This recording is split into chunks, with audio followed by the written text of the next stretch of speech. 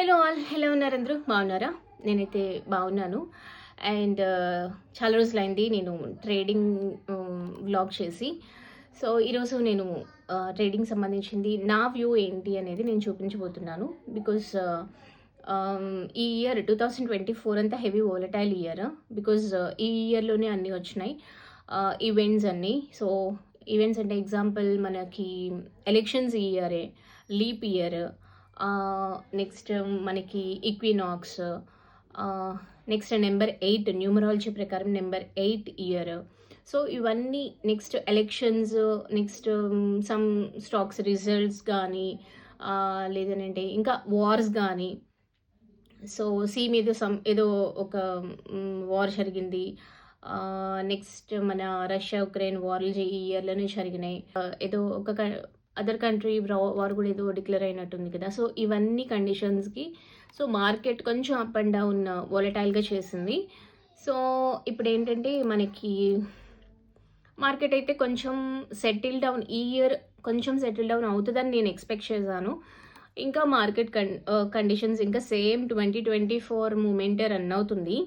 So positional trading చేసే వాళ్ళకి కొంచెం కష్టం. బికాజ్ బుల్లిష్ ట్రేడ్ తీసుకుంటే స్టాప్ లాస్ హిట్ అయిపోతుంది, బేరిష్ ట్రేడ్ తీసుకున్న స్టాప్ లాస్ హిట్ అయిపోతుంది. సో ఈ టైంలో కొంచెం పొజిషనల్ ట్రేడ్ కాకుండా సో ఇంట్రాడే ట్రేడింగ్ చేసుకొని ఎగ్జిట్ అయిపోవడం బెస్ట్ అని నా ఒపీనియన్. ఇఫ్ ఇన్ కేస్ మీరు పొజిషనల్ ట్రేడర్స్ అయితే కొంచెం పేషెన్స్గా వెయిట్ చేయాలి ఆపర్చునిటీ దొరికేంత వరకు. And as of now market ఎలా ఉంది ఏంటి అనేది నా ఎనాలిసిస్ నేను చెప్తాను మీకు.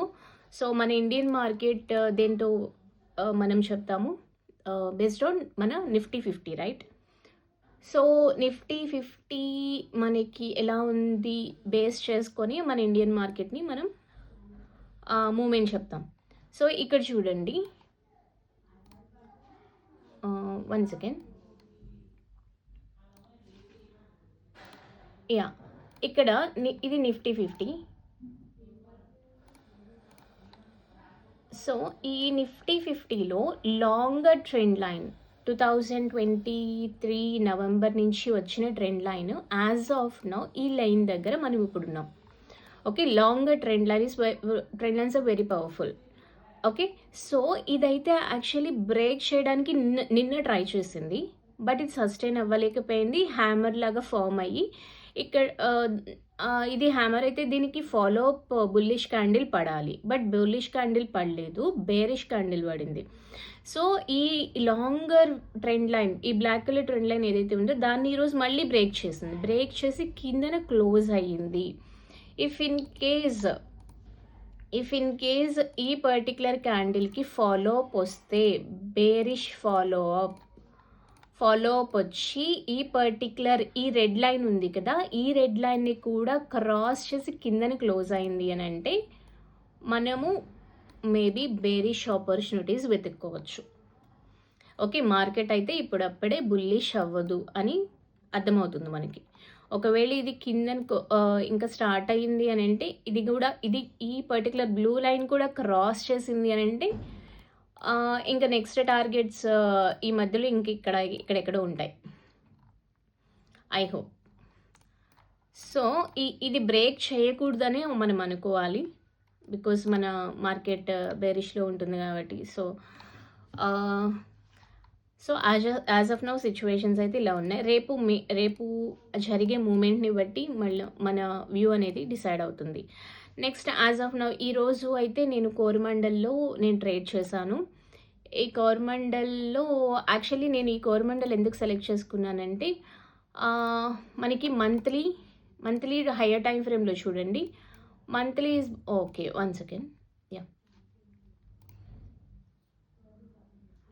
Monthly is bullish.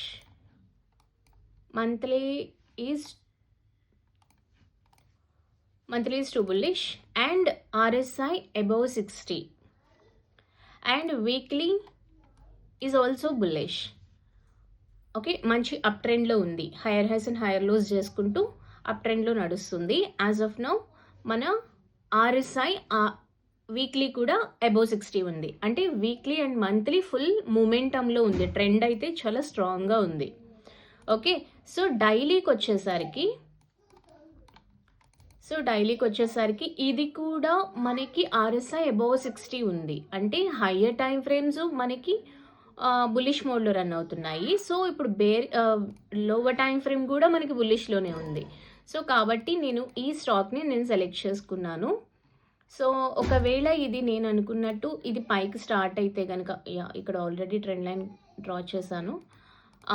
సో ఇది ఇప్పుడు ఆల్రెడీ ఇది బ్రేక్ చేసింది. నేను ఇక్కడ ఈ పాయింట్లో తీసుకోవాలి. యాక్చువల్లీ ఇక్కడ ఈ పాయింట్లో మనం వెపన్ క్యాండిల్ ఫైండ్ అవుట్ చేసుకొని ఇక్కడ తీసుకోవాలి ఎంట్రీ. బట్ నేను మిస్ అయ్యాను. బట్ ఇప్పుడు యాక్చువల్లీ ఇంత కొంచెం పైకి వెళ్ళాక న్యూట్రల్స్ చేసింది కదా, ఇక్కడ inverted hammer at the top.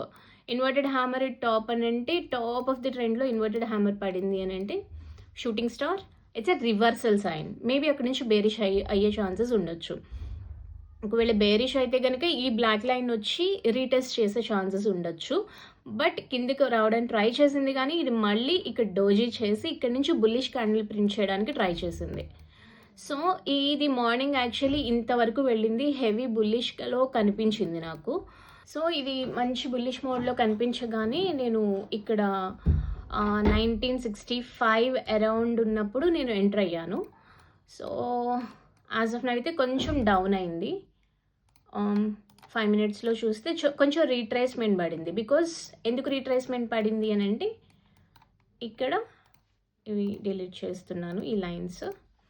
So ఇక్కడ ఆల్రెడీ ఈ ట్రెండ్ లైన్ని క్రాస్ చేసింది. అంటే ఈ యాంగులర్ ట్రెండ్ లైన్ని క్రాస్ చేసి వెపన్ క్రియేట్ అయ్యి వెళ్ళింది, కానీ ఇది అక్కడి నుంచి ప్రీవియస్ స్ట్రాంగ్ రెసిస్టెన్స్ ఉంది. ఇంతకుముందు ప్రీవియస్ రెసిస్టెన్స్ ఉంది కదా, ఇక్కడ ప్రాఫిట్ బుకింగ్స్ అనేవి అయిపోయినాయి.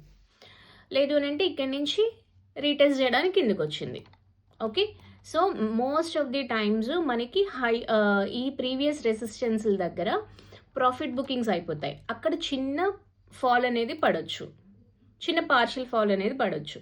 సో అక్కడి నుంచి నేను ఇది మళ్ళీ పైకి తిరుగుతుంది. యాక్చువల్లీ నేను ఎక్కడ ఎంటర్ అయ్యానంటే ఇది వచ్చి ఈ ట్రెండ్ లైన్ రీటెస్ట్ చేసి ఇక్కడి నుంచి పైకి స్టార్ట్ అయినప్పుడు ఈ పర్టికులర్ ఈ క్యాండిల్లో ఇక్కడ నేను ఎంటర్ అయ్యాను. దాని తర్వాత ఇది ఫాలో అయింది, దాని తర్వాత ఇక్కడ సైడ్ వేస్ అయింది. ఐ హోప్ యాక్చువల్లీ రేపు అయితే దీనికి బుల్లిష్ ఫాలో అప్ రావాలని నేను అనుకుంటున్నాను. ఒకవేళ రాలేదు అని అంటే కనుక నా స్టాప్ లాస్ ఈ ఏరియాలో ఉంటుంది. ఇక్కడ ఈ రెడ్ లైన్ నా స్టాప్ లాస్. ఒకవేళ ఈ రోజు క్యాండిల్ని రేపు కనుక క్రాస్ చేసి కిందని క్లోజ్ అయింది అని అంటే నేను ఇమ్మీడియట్గా ఎగ్జిట్ అయిపోతా. సో నా ఎస్ఎల్ హిట్ అయిపోతుంది. సో ఇఫ్ ఇన్ కేస్ మళ్ళీ ఆపర్చునిటీ వచ్చినప్పుడు మళ్ళీ ఆలోచిస్తాను. Yeah, that's it.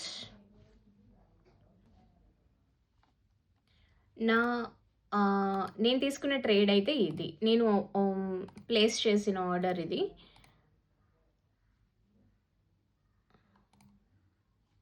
సో నేను ఇక్కడ 1965 దగ్గర ఆర్డర్ ప్లేస్ చేశాను. నేను ప్లేస్ చేసేటప్పుడు 1973 దగ్గర ఉంది. సో నాకు చిన్న రీట్రేస్మెంట్ పడుతుంది అని అనిపించి 65 దగ్గర ఎంట్రీ పెట్టాను నేను. Yeah,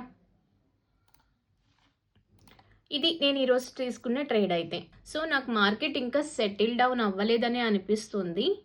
so if in case మీరు ఇన్వెస్టర్ అయితే, లాంగ్ టర్మ్ ఇన్వెస్టర్ కానీ అయితే మీరు ఎంటర్ అవ్వడానికి మంచి పాయింట్స్ బై ఆన్ డిప్స్లో బై చేసి ఈ ర్యాలీలో మీరు వెయిట్ చేయొచ్చు.